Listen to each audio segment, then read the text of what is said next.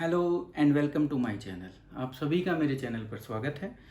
Accountancy 12th class के topic को इस वीडियो के साथ मैं आपके सामने आया हूँ। इस समय जो है हम जो चैप्टर हमारा चल रहा है वो retirement and death of A partner चल रहा है। तो रिटायरमेंट के जितने कंसेप्चुअल स्किल थी वो मैंने आपको दिखा दी थी। एक क्वेश्चन भी कराया है जो मैंने नया एक सोचा है कि आप तक क्वेश्चन पहुँचे, तो मैं एक साल के क्वेश्चन लेकर आपके सामने रख रहा हूँ। तो रिटायरमेंट पर फर्स्ट पार्ट वो आ चुका है, बट अभी क्योंकि इसमें एक पार्ट और है जिसको हमें कंसेप्ट क्लियर करना है, वो है डेथ ऑफ ए पार्टनर। क्योंकि ये दोनों लगभग सेम है, हाँ काम दोनों में अलग अलग आता है। और ये कंफर्म है कि ये जो चैप्टर है डेथ या ये टॉपिक जो है ये 6 मार्क्स में आपसे एक क्वेश्चन जरूर पूछा जाएगा एटलीस्ट। हो सकता है उससे ज़्यादा के भी क्वेश्चन आते ही हैं नॉर्मली, क्योंकि 1 मार्कर क्वेश्चन भी इसमें से जरूर आता है। तो इसलिए बहुत इंपॉर्टेंट टॉपिक है डेथ ऑफ ए पार्टनर, और बहुत छोटा टॉपिक है, कुछ ज़्यादा ऐसा कुछ खास इसमें पूछा नहीं जाता। इसमें अभी तक पिछले कई सालों से एक तो या तो वो हमसे बनवाते हैं डिजीज पार्टनर कैपिटल अकाउंट, तो एक तो ये क्वेश्चन बनता है कि आप वो डिजीज पार्टनर कैपिटल अकाउंट बनाओ, और दूसरा बनता है कि उसी पार्टनर से रिलेटेड डेथ से रिलेटेड जर्नल एंट्री पास कर दो। तो सिर्फ यही 2 क्वेश्चन बनते हैं। तो कभी ये 6 में आ जाता है, कभी ये 6 में आ जाता है। आएगा सिर्फ यही कि डिजीज पार्टनर को जिसकी डेथ हो गई है उसके जो लीगल रिप्रेजेंटेटिव है उसको क्या मिलेगा। मतलब ये जो अकाउंट तो हमें सेटल करना ही पड़ेगा, क्योंकि अब वो अनफॉर्चुनेटली वो पार्टनर उस फर्म के साथ नहीं है, तो उसका अकाउंट तो फर्म को सेटल करना ही पड़ेगा, और जो भी पेमेंट होती है वो उसके लीगल रिप्रेजेंटेटिव को पे करनी होती है। तो इसलिए वो इस क्वेश्चन के अंदर हमसे ज़्यादातर उसी पार्टनर की सेटलमेंट करवाते हैं जो अब उस पार्टनरशिप फर्म का हिस्सा नहीं होता। तो क्या क्या चीज़ें हैं जो डिजीज पार्टनर को मिलती हैं, और उसी के साथ उसका इस कैपिटल अकाउंट पर क्या इम्पैक्ट है, और उसी की जर्नल एंट्री क्या है, ये मैं आपको एक साथ समझाऊंगा। तो शुरू करते हैं। तो देखिए, आपको सबको पता है कि जब वो पार्टनर है तो उसका कुछ ना कुछ कैपिटल में बैलेंस जरूर होगा। तो सबसे पहले आपको वो बैलेंस ही लिखना होता है। अगर आपसे क्वेश्चन पूछा गया है कि आप डिजीज पार्टनर कैपिटल अकाउंट बनाइए, तो जो भी वो बैलेंस होगा वो तो उसको मिलेगा ही मिलेगा।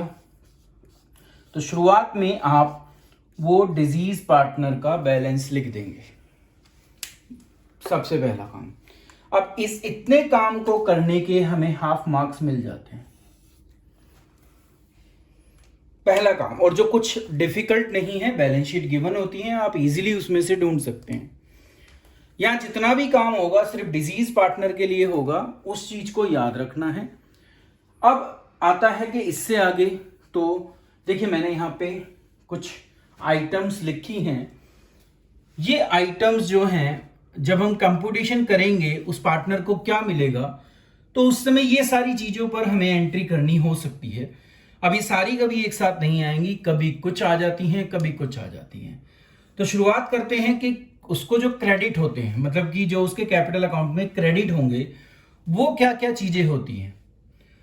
तो सबसे पहले रिवैल्यूएशन अकाउंट बनाना पड़ता है, और उसका जो भी अगर प्रॉफिट है तो वो क्रेडिट में आएगा। ठीक है, तो देखिए कैसे क्रेडिट में आएगा।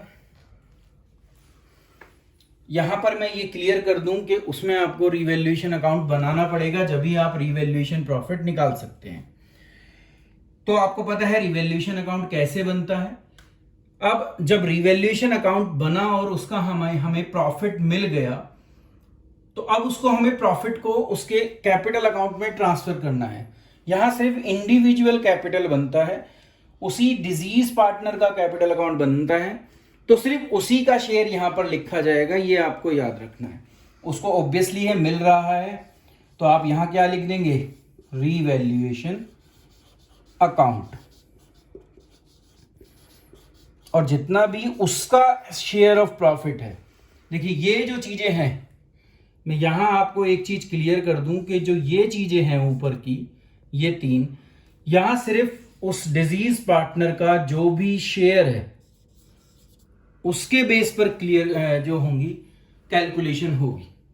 ठीक है, तो हमें रीवैल्यूएशन अकाउंट में जो रीवैल्यूएशन का प्रॉफिट है वो यहां पर डाल देना है।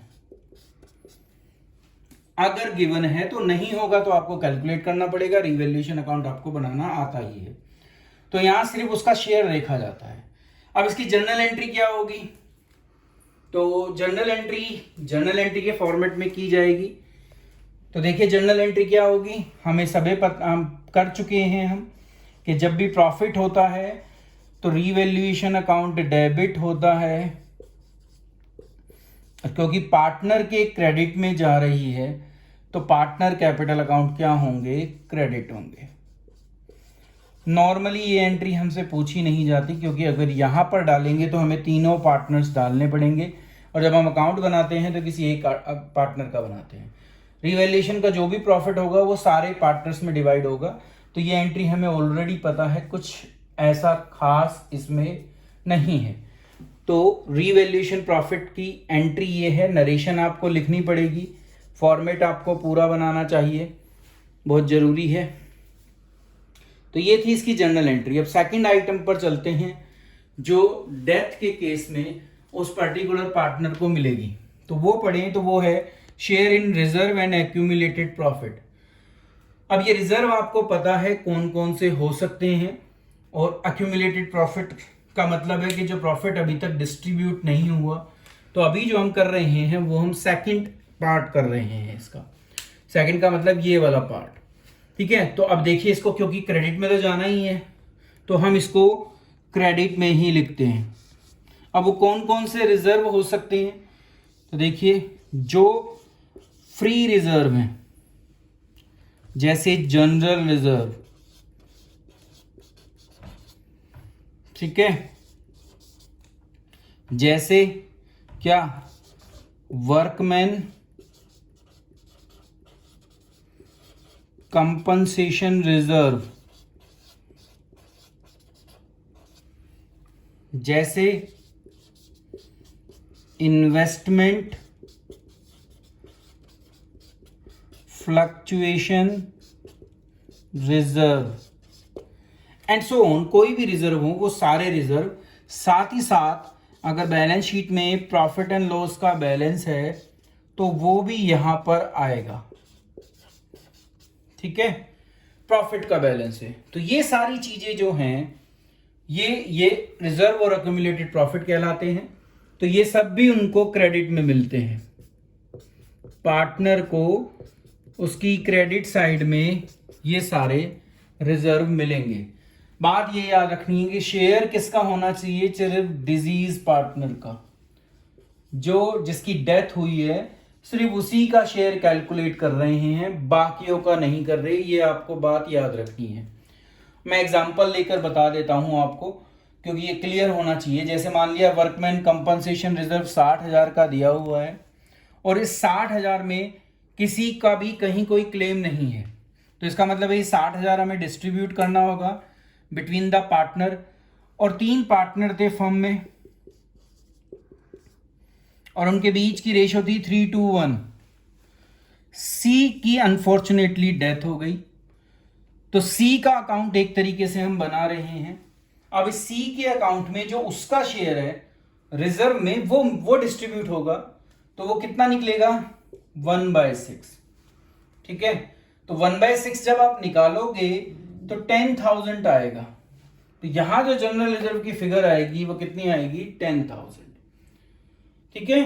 तो रिजर्व में जो उसका हिस्सा है वही उसके कैपिटल अकाउंट में जा सकता है। ये सिंगल कैपिटल अकाउंट है, इंडिविजुअल कैपिटल अकाउंट है, तो सिर्फ उसी का शेयर यहां पर डालना है, ठीक है। ऐसे ही वर्कमैन कंपनसेशन रिजर्व का भी बताया, जनरल रिजर्व में भी हो सकता है, इन्वेस्टमेंट फ्लक्चुएशन रिजर्व में भी हो सकता है, प्रॉफिट एंड लॉस अकाउंट में भी हो सकता है। तो इन सब चीजों के लिए अगर हमसे कोई जर्नल एंट्री पास करने को कहे कि अकाउंट ना बनवाकर वो जर्नल एंट्री बनवा रहे हैं हमसे, तो उस समय हम क्या करेंगे? ये सब जो है क्रेडिट बैलेंस के साथ होते हैं, तो हम इन सब को डेबिट कर देंगे।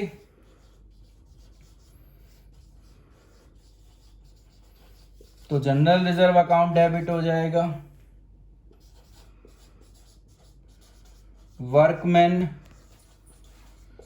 कंपनसेशन रिजर्व अकाउंट डेबिट हो जाएगा, इन्वेस्टमेंट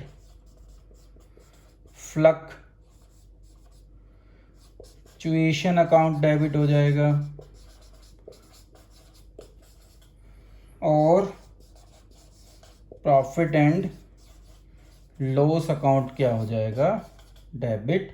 और यहाँ जर्नल एंट्री जब पास करें तो आपको याद रखना है कि सारे पार्टनर को क्रेडिट करोगे, यहाँ पर ये पूरे से होगी, उस इंडिविजुअल डिजीज पार्टनर का शेयर नहीं चलेगा यहाँ पर।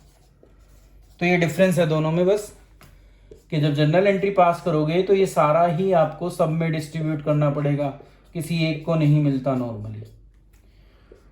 तो तीनों पार्टनर्स में, और ये दोनों ही एंट्री ओल्ड रेशो में होगी, ये भी आपको याद रखना है। तो ये इफेक्ट था जर्नल एंट्री का। अब हम इसकी थर्ड आइटम पर आते हैं, जो पार्टनर को, डिजीज पार्टनर को क्रेडिट में जाएगी और सिर्फ उसका शेयर निकाला जाएगा जब कैपिटल अकाउंट बनाए। तो वो है शेयर इन गुडविल। गुडविल आपको पता है, गुडविल की वैल्यूएशन हमें करनी होती है। तो गुडविल की वैल्यूएशन या तो गिवन होगी या आपको निकालनी पड़ेगी। तो वो चैप्टर हमारा गुडविल की वैल्यूएशन का सेकंड चैप्टर था, जहां हम उसको सीख चुके हैं। उसके बाद हमने इसको रिकॉन्स्टिट्यूशन में भी निकाला है, चाहे वो change in profit sharing ratio हो, एडमिशन हो, रिटायरमेंट हो, और आप चाहे डेथ हो। तो वो प्रोसेस नहीं चेंज हुई, उसको रिकॉर्ड करने के भी सारे वही तरीके हैं, ठीक है। तो कुछ नया नहीं है, वो उसी तरीके से होगा, बस क्योंकि पार्टनर कैपिटल अकाउंट को वो शेयर देना है। तो जब आप उसको कैलकुलेट कर लो, कैलकुलेशन की वही तरीके हैं जो अब तक हमने किए, आप सिर्फ अब उसको यहाँ दे दो। देते समय बस आपको ये याद रखना है, जो रिटायरमेंट में किया था वही करना है। ये सैक्रिफाइसिंग पार्टनर है, क्योंकि इसका अब ये शेयर ये उन पार्टनर्स को छोड़कर जा रहा है जो इस समय कंटिन्यू कर रहे हैं। तो कंटिन्यूइंग पार्टनर गेनिंग पार्टनर है। गुडविल की एंट्री ज़्यादातर हमने करी है, गेनिंग पार्टनर को डेबिट किया है, और जो सैक्रिफाइसिंग है, मतलब कि इस समय डिजीज पार्टनर, उसको क्रेडिट किया है। इसीलिए इसके तो क्रेडिट में आ रही है। दे कौन रहे हैं, जिन्होंने गेन किया। तो गेनिंग पार्टनर जो भी होंगे, इसलिए मैं यहां पर वर्ड लिख रहा हूं गेनिंग, मैं कंटिन्यूइंग नहीं लिख रहा, ठीक है। तो वो जो पार्टनर होंगे वो नॉर्मली कंटिन्यूइंग पार्टनर भी होते हैं, जिनको हम रिमेनिंग पार्टनर भी कह देते हैं। तो वो याद रखना है कि जो भी गेनिंग पार्टनर होगा वो देगा शेयर, तो उसका कैपिटल अकाउंट क्या हो जाता है, हमारा क्रेडिट हो जाता है जब हम डिजीज पार्टनर कैपिटल अकाउंट बनाते हैं। अब अगर वो एक है तो एक का अकाउंट में जाएगा, दो हैं तो दो के अकाउंट में जाएंगे। ये एंट्री होगी किस रेशो में, तो वो आपको याद रखना है गेनिंग रेशो में होगी। तो गुडविल की ट्रीटमेंट में कुछ भी नया नहीं है, जो अभी तक हमने किया है वो ही है। तो अब आ जाओ इसकी जर्नल एंट्री पर। तो जर्नल एंट्री अब तक हमने हर केस में या हर उसके अंदर जो है एक ही की है, कि जो गेनिंग पार्टनर हैं, जो भी है,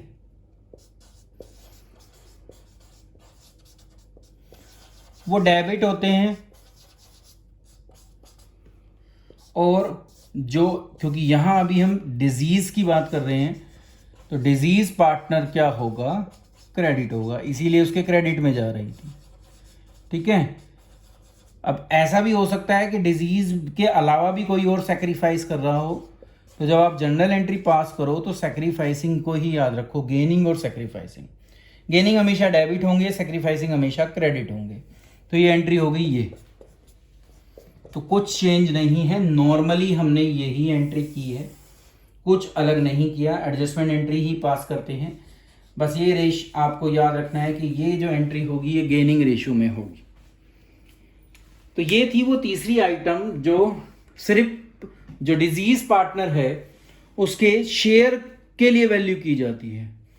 तो अब तक जो भी हमने किया, जो उसमें से किया अभी हमने, जो मिलेगा वो सिर्फ वो किया जो सीधा डिजीज पार्टनर का शेयर जा रहा है। अब हम आगे चलते हैं, और क्योंकि मैंने लाइन इसीलिए डाली थी जिससे क्लैरिफाई रहे कि क्या कर रहे हैं।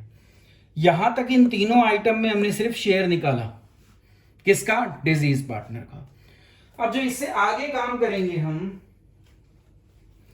उसमें इस शेयर के साथ ये शेयर तो निकलेगा ही निकलेगा उस डिजीज पार्टनर का, इसके साथ एक चीज प्लस हो जाती है, वो प्लस हो जाती है टाइम।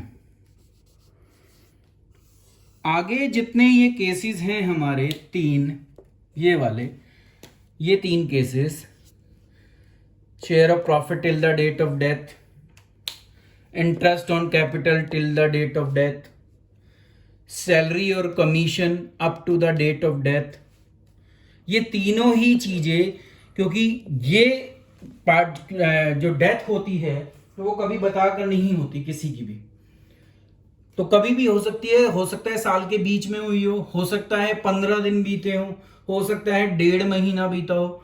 तो जिस फाइनेंशियल ईयर में वो जितने दिन उस पार्टनरशिप फर्म का हिस्सा रहा, दिन बोल रहा हूं मैं, तो ये वर्ड याद रखना है आपको, तो जितने समय वो उस पार्टनरशिप फर्म का हिस्सा रहा उस साल के अंदर, उतने समय का ही दिया जाएगा, पूरे साल का नहीं दिया जा सकता। तो एक तो शेयर और साथ ही साथ टाइम, ये दोनों चीजें कैलकुलेट करेंगे। तो जब क्वेश्चन करेंगे जब बताऊंगा कि कैसे होता है। बस अभी आपको ये याद रखना है कि इन तीनों के अंदर और इनके साथ ये वाली जब करेंगे, जब उसमें भी बताऊंगा, इन तीनों में और इसके कोरस्पॉन्डिंग इन तीनों में टाइम की इंपॉर्टेंस हो जाती है। तो बच्चे ज्यादातर जो गलती करते हैं वो शेयर तो निकाल देते हैं, share of a disease partner तो निकाल देते हैं, समय भूल जाते हैं। कभी कभी समय निकाल देते हैं तो शेयर भूल जाते हैं। तो इन तीन केसेस में जो प्रॉफिट है उस करंट फाइनेंशियल ईयर का, उसमें भी समय को याद रखना है। इंटरेस्ट ऑन कैपिटल दोगे तो वो भी उतने ही समय दोगे ना जितने उसने कैपिटल इन्वेस्ट कर रखी है, तो वहां भी टाइम इंपॉर्टेंट है। सैलरी और कमीशन भी उसको जब तक दोगे जब तक उस फाइनेंशियल ईयर में वो आपके साथ था, तो इसलिए समय बहुत इंपॉर्टेंट हो जाता है। तो अब इन तीनों की पहले तो ट्रांसफर देख लेते हैं कि ट्रांसफर कैसे होता है, फिर कभी क्वेश्चन देखते हैं, अभी अगर समय मिला आज, नहीं तो नेक्स्ट वीडियो में फिर आपके सामने इनके ऊपर क्वेश्चन। तो सबसे पहले शेयर ऑफ प्रॉफिट की बात करते हैं। तो देखिए शेयर ऑफ प्रॉफिट, प्रॉफिट कौन सा होगा, प्रॉफिट कौन सा होगा, प्रॉफिट अभी तक निकला नहीं है, ठीक है। क्या फाइनेंशियल ईयर क्लोज हो गया? नहीं। तो प्रॉफिट कहां से आया? उस डेट तक का प्रॉफिट कैलकुलेट ही नहीं है, क्योंकि प्रॉफिट की कैलकुलेशन होती है साल के आखिर में और साल का एंड अभी तक नहीं आया। तो इसलिए प्रॉफिट कौन सा है? तो प्रॉफिट हम करेंगे सिर्फ जो लास्ट ईयर का प्रॉफिट होता है। कई सारे केसेस होते हैं, तो एक केस उसमें ये कहता है कि जितना पिछले साल प्रॉफिट था उसी के बेस पर एवरेज निकालकर जितने समय इस साल वो हमारे साथ रहा उतने दिन का प्रॉफिट दे दो। या सेल के ऊपर बेस्ड हो जाता है कि पिछले साल अगर 5 लाख थी तो इस साल अगर वो 2 महीने जिया, 2 महीने हमारे साथ रहा, तो हम 5 लाख को 2/12 कर देंगे। तो इसलिए टाइम आ गया ना 2, तो वो 2 और पूरा साल कितना होता है 12, तो वहां सेल के ऊपर बेस्ड हो जाती है। तो डिफरेंट क्राइटेरिया अलग अलग हो सकते हैं, पर आपको समय को याद रखना है, ठीक है। तो वो शेयर ऑफ प्रॉफिट भी कौन सा है? सिर्फ क्या हो रहा है, अजम्पशन लगाई जा रही है कि हमें इस साल भी पिछले साल की तरह प्रॉफिट होगा, और अगर पिछले साल लॉस होगा तो फिर ये अजम्पशन होती है कि इस साल भी लॉस होगा, तो फिर उससे शेयर ऑफ लॉस का हिस्सा ले लेते हैं। तो वो उसी के ऊपर बेस्ड है कि एक प्री डिटरमाइंड कैलकुलेशन की जाती है सो दैट उस पर्टिकुलर पार्टनर को कोई भी नुकसान ना हो। तो ये प्रॉफिट होता नहीं है, सिर्फ हमारी अजम्पशन होती है कि अगर इतने दिन में पिछले साल इतना प्रॉफिट हुआ था तो इस साल इतना बैठेगा और उसमें इनको इतना शेयर दे दिया जाए। तो इसलिए एक्चुअल प्रॉफिट नहीं है, ये आपको याद रखना है। तो इसलिए पहले मैं आपको जर्नल एंट्री बताऊंगा, फिर मैं वहां लेके चलूंगा। तो जब हम इसकी जर्नल एंट्री करेंगे शेयर ऑफ प्रॉफिट की,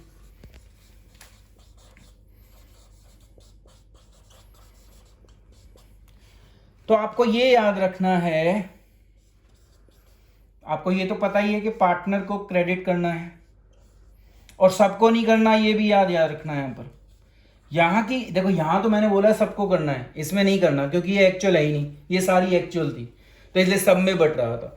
ये सब में नहीं देना है, ये सिर्फ डिजीज पार्टनर को देना है, क्योंकि ये सिर्फ रफ कैलकुलेशन है, एक अजम्पशन है। तो यहाँ सिर्फ जो शेयर दिया जा रहा है वो किसको दिया जा रहा है? जो डिजीज पार्टनर है, ठीक है। और यहां अब मैं इसको प्रॉफिट एंड लॉस अकाउंट नहीं लिख सकता, ये आपको याद रखना है, क्योंकि ये किसी अकाउंट से ट्रांसफर नहीं हो रहा, तो आप इसको प्रॉफिट एंड लॉस अकाउंट नहीं लिख सकते। इसके साथ आपको सस्पेंस अकाउंट लगाना पड़ेगा, ठीक है। तो ये क्या है, सस्पेंस अकाउंट, मतलब कि अभी है नहीं, आपने जब उसको क्या किया है, अजम्पशन किया है, तो इसलिए इस पैसे को अभी आप कहाँ डाल दोगे, profit and loss suspense account में। जब कभी ईयर बंद होगा, जब हम ईयर की क्लोजिंग करेंगे, तो उस समय ये प्रॉफिट एंड लॉस अकाउंट में ट्रांसफर हो जाता है। तो ये आपको याद रखना है इसमें।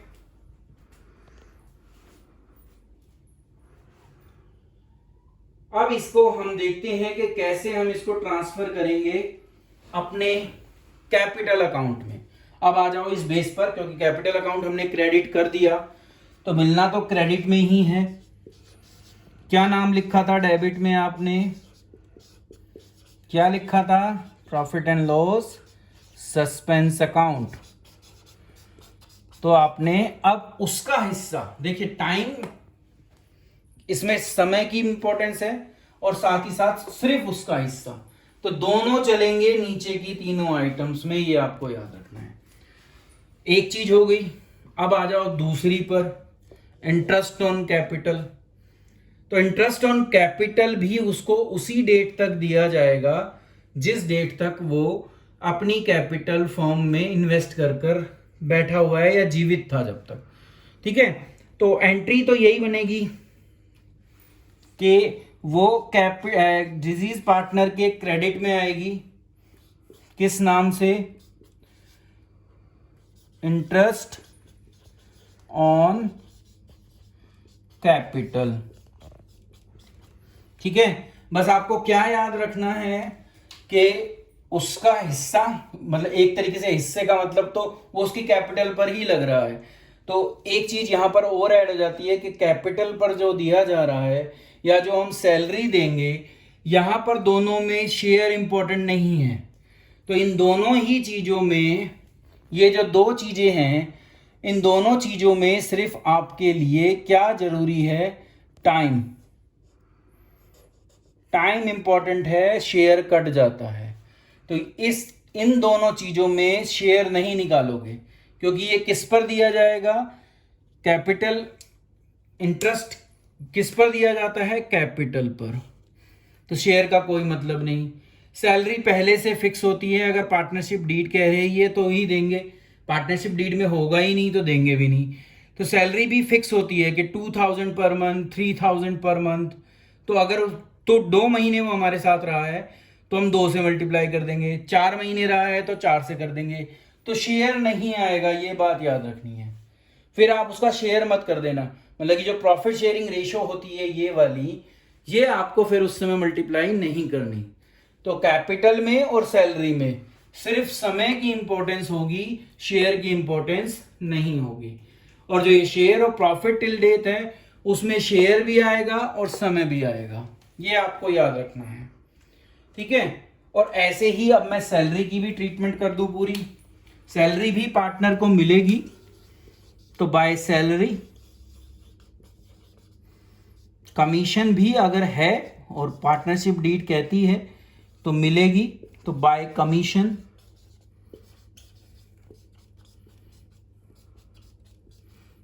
ठीक है, अब आ जाओ इनकी जर्नल एंट्री पर। तो जर्नल एंट्री इनकी, जर्नल एंट्री होगी, पहले देखिए इंटरेस्ट ऑन कैपिटल फर्म उसको दे रही है, तो फर्म का खर्चा है, क्रेडिट हो गया और डेबिट हो गया। सैलरी भी पार्टनर को दी गई, डेबिट हो गई। कमीशन भी पार्टनर को दी गई फर्म के द्वारा, तो डेबिट हो गई। और 2 हो गया, जो भी वो डिजीज पार्टनर है उसका कैपिटल अकाउंट। किसका, सिर्फ डिजीज पार्टनर का, सारों को ये नहीं देना, इस बात को आपको याद रखना है। इंटरेस्ट ऑन कैपिटल भी सिर्फ डिजीज पार्टनर का निकलेगा, सैलरी भी डिजीज पार्टनर को ही दी जाएगी, कमीशन भी डिजीज पार्टनर को दिया जाएगा। तो ये सारा काम सिर्फ जर्नल एंट्री और कैपिटल अकाउंट दोनों का काम था, वो पूरा हुआ। डेथ का जो कंसेप्ट था वो सिर्फ इतना ही था। डेथ में सिर्फ हम इतना ही काम करेंगे। डेथ में हमसे या तो उसका कैपिटल अकाउंट बनवाया जाएगा, 6 मार्क्स का क्वेश्चन कंफर्म है, वो आएगा ही आएगा। 6 में ऐड करने को कहें तो वो रिवैल्यूएशन अकाउंट बनवा लेंगे तो हो सकता है वो 8 का हो जाए, तो मतलब कि एटलीस्ट 6 का तो आपको डेथ में क्वेश्चन आएगा ही आएगा, या वो जर्नल एंट्री पूछ लेंगे। इतनी जर्नल एंट्री एक साथ कभी नहीं आती जितनी ये वीडियो हो रही है, क्योंकि इसमें हमारी हो गई 9-10 एंट्री। पेपर में मुश्किल से 4 एंट्री पूछी जाती हैं। अब वो 4 किसी के ऊपर भी बेस्ड हो सकती हैं, सारी चीजें कभी नहीं मिलेंगी। तो अगर आपने इसको कंसेप्ट को सीख लिया तो मुझे पूरी उम्मीद है, विश्वास है कि आप 6 नंबर ले आएंगे। मेरे चैनल का नाम डिजिटल कॉमर्स डिजिटल क्लासेस हैं, और अभी अगर आप नए हैं और या अभी तक आपने सब्सक्राइब नहीं किया है और तो आप सब्सक्राइब कर दीजिए, और वीडियो को लाइक करना और वीडियो को मैक्सिमम शेयर करना बिल्कुल मत भूलिएगा। आज की क्लास यहीं तक, नेक्स्ट क्लास में फिर आपके सामने उपस्थित होंगे। Thank you.